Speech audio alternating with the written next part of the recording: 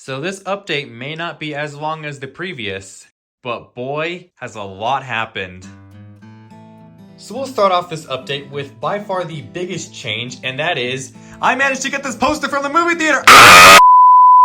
Sorry about that. To be honest, I really don't know where to start this update. But you should definitely go see Sonic 2, it's an absolutely amazing movie.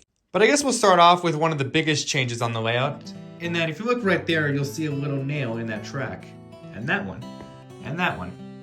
And even that one. So that means that this track is tacked down. This has been done to every single piece of track on the layout now, so wherever the track is, that's where it's staying. But also every single piece of foam is glued down as well, as you can clearly see by that giant glob of glue right there. It's not the prettiest. I mean, as you can see there's a giant gap in that one, and then that one is not even with the other. That's all gonna be fixed and covered up as soon as we start getting all the slopes on the side of the track here. And that does include these parts right here. So you can see it dips down and goes up pretty high right there. And it's especially common in this loop right here. But again, that will be fixed later on. Another thing to take notice on in the track is that a lot of them actually have these holes with wires going through them. And as you can see, the wires are soldered to the rail right here. And then if we go under, we can see a whole lot of wires right there. And they just keep going and going and going. So that means that this whole table is now DCC. In the last video, I had it to where one track was DCC and the other was either DC or just straight up not running. But that's not the case this time. Every single track is now DCC. And also another big change too is I finally added a crossover to the layout, which to be honest, I kind of badly needed one. And I'm gonna consider adding a single crossover onto this stretch right here. Okay, it's now raining outside. I don't know if that's gonna be a problem with the audio, but we'll just do our best here. Anyways, this is kind of the whole control stand right here. I still need to build a little shelf right here for all these controllers, but for now, this little bench will work. So in the middle, we have my DCS52 Zephyr from Digitrax, and all these wires are connected to the table. And then this one here is a little programming track that I have for right now. And over here, we have my LNWY LocoNet, which actually gives me the ability to control trains from my phone or my iPad. And then over here, we just have a simple Kato DC power pack with this little switch right here. And all I really have that for is just to control the switch. Every other switch on the layout is manually powered, but honestly, I'm okay with that. But by far the best thing that I have on this layout is this nice little pair of dice right here. I mean, come on, look at that. That's just cool. You guys cannot tell me that that is not cool.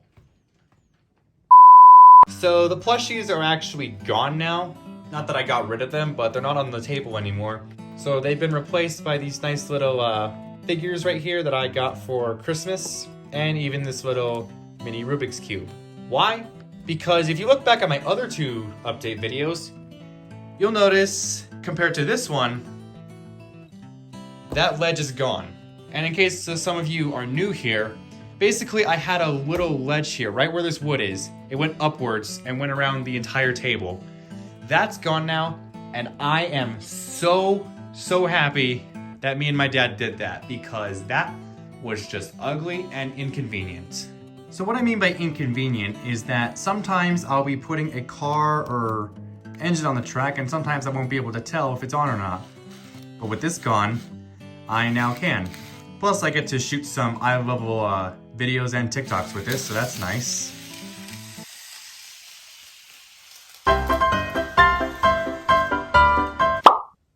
I also got a couple display cases.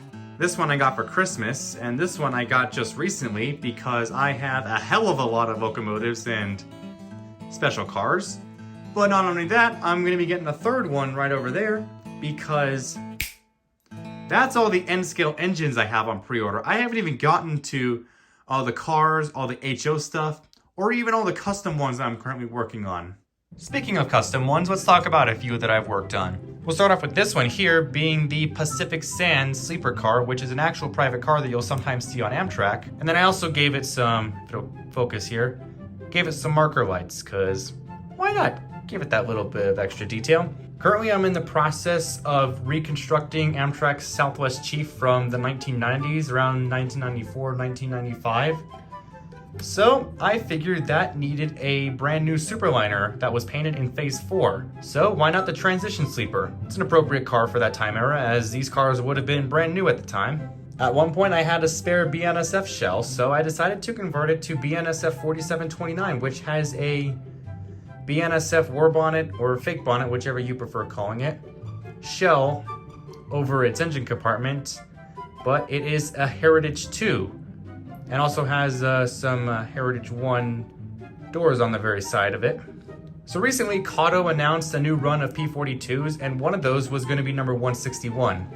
But I already had 161 in its Phase 5 paint scheme, but it's going to be in the Phase 1 paint scheme in this new release, so I had to find something to do with this one. So I decided to rename it to the Heartland Flyers Big Game Train, number 189. So a lot of work has definitely been done on the layout, but there's still a lot more to do. Because as I said earlier, I have to level out all the tracks, and then after that is gonna probably start the scenery work. At this point, I really don't know what I'm gonna do in terms of scenery. I'm only gonna leave you all with one run-by of one train, just because I am currently planning a separate video of just the model trains running. Be on the lookout for that in the very near future. But again, thank you all for watching, and I will see you in the next one.